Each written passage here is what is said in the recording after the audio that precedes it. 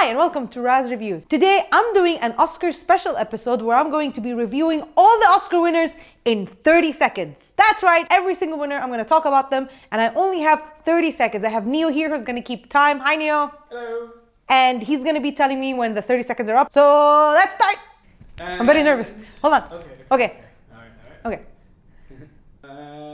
Go. Sound of Metal is basically a movie about a guy who's losing his hearing and he's a drummer and a fan of metal music, and it stars Riz Ahmed in an unbelievably amazing role. It's a great film. It's a very powerful, horrible story about somebody who's in love with the sounds that they hear and who's in love with metal music. So a lot of chaos and a lot of noise defines him and who he is. But then little by little, he learns how to find inner peace through a community of deaf. And this film shines a really cool light on deaf people and how they live their lives. The cinematography is amazing. Sound design is incredible and it's edited really, really well.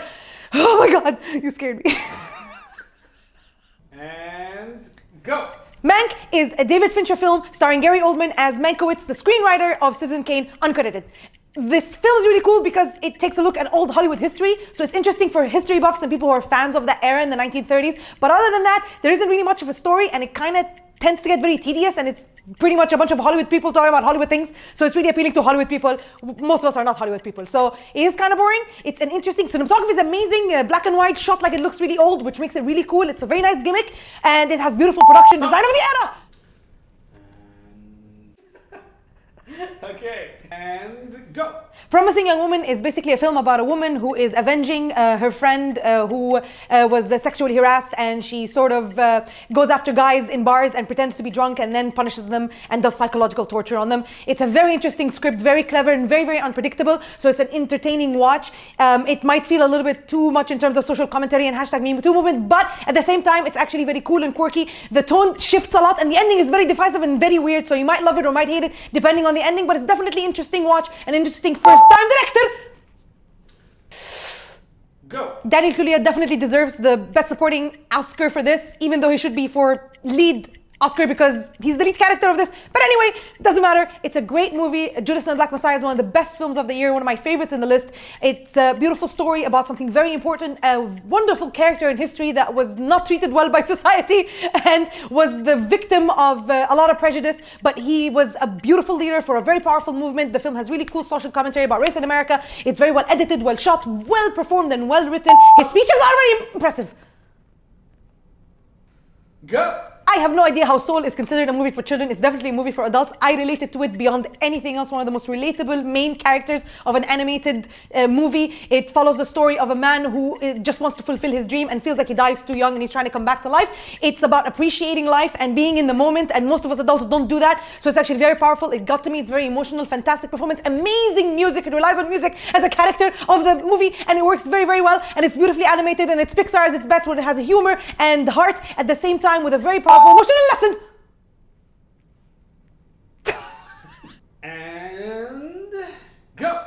Minari follows the story of an immigrant family from Korea that's living in the United States. I think it's back in the 80s, and it's a beautiful look at a family dynamic, and it represents immigrants. And I felt very related to it because my Arab family dynamic is very similar to this. The Asian lady who won for Best Supporting Actor plays the grandma. She's the best character in the movie. I'm so glad she got it. It's a fantastic film. It's very powerful. The ending is a little too much of a bummer. It's kind of a gut punch, and I wish it had a better ending, like for the characters. But overall, it's beautiful, simple, and powerful.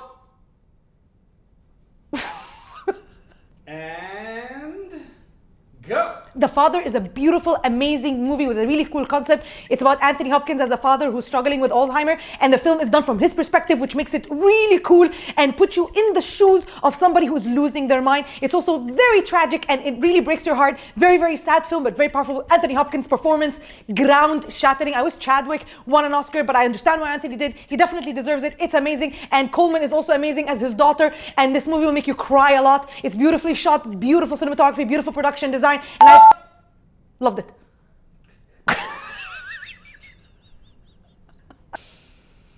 Go. Nomadland is a film that takes a look at people who are homeless, and the main character, played wonderfully by Frances McDormand, is a woman who lives on the road and cannot settle down and chooses to be a nomad. It's an interesting slice of life, and it puts you in the shoes of these people, and it actually interviews real people rather than actors, which is an interesting thing. But at the same time, the movie kind of had a cool setup, but absolutely no payoff. It didn't go anywhere. There isn't really any story, so it's unbelievably boring, and I didn't find it to be that spectacular or that captivating. So I don't think it deserves to be Best Picture. But here we are. It did win Best Picture. It's an interesting film, but not a strong enough film, not powerful enough.